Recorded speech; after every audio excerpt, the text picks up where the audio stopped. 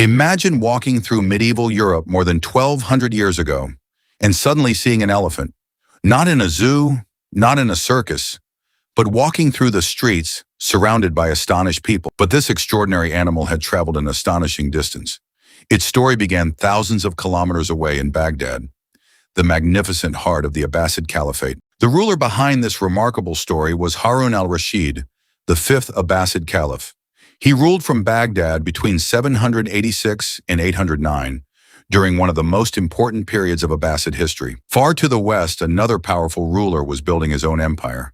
His name was Charlemagne, and soon diplomacy would connect these two very different worlds. Charlemagne ruled much of Western Europe. In the year 800, he was crowned emperor in Rome. At almost the same time, his court was developing diplomatic contacts with the distant Abbasid world. Why would a Muslim caliph and a Christian European emperor communicate with each other? Because medieval diplomacy crossed religious and political boundaries. Alliances, rivalries, trade, and strategic interests all mattered. And then came a gift unlike almost anything Charlemagne could have expected. Harun al-Rashid sent an elephant westward. Its name was Abul Abaz. Imagine the scene. An enormous elephant traveling with envoys and attendants across unfamiliar lands. Every stage of the journey presented new challenges, but the remarkable mission continued west. The journey carried Abul Abaz through the Mediterranean world and toward the lands ruled by Charlemagne. This was not a short trip. It was an extraordinary feat of medieval travel and diplomacy. When the elephant finally entered Europe, it must have seemed almost unbelievable to many who saw it.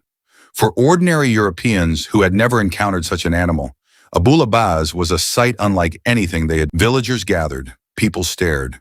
Children watched from a distance. The enormous animal slowly passed through the landscape, surrounded by its traveling party. But the destination was not simply another European town. The elephant was heading toward Aachen, the center of Charlemagne's imperial court. According to the Frankish chronicles, the remarkable journey finally reached its destination in the summer of 802. On July 20th, Abul Abaz arrived at Aachen.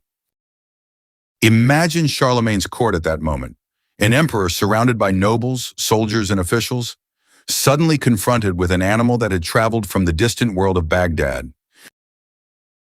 The elephant was presented as part of the diplomatic exchange connected with Harun al-Rashid.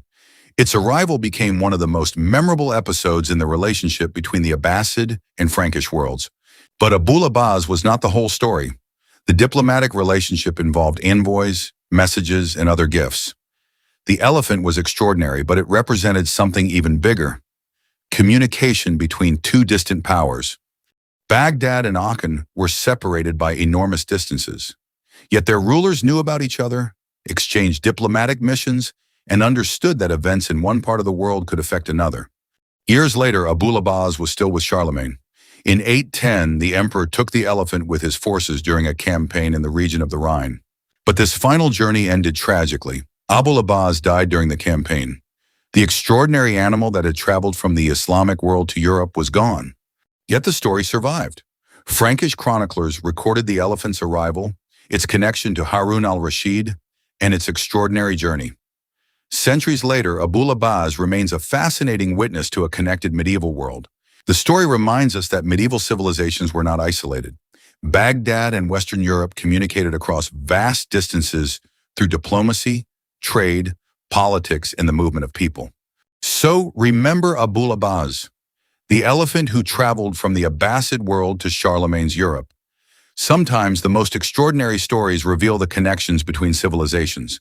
This is Islamic history, the way it deserves to be remembered.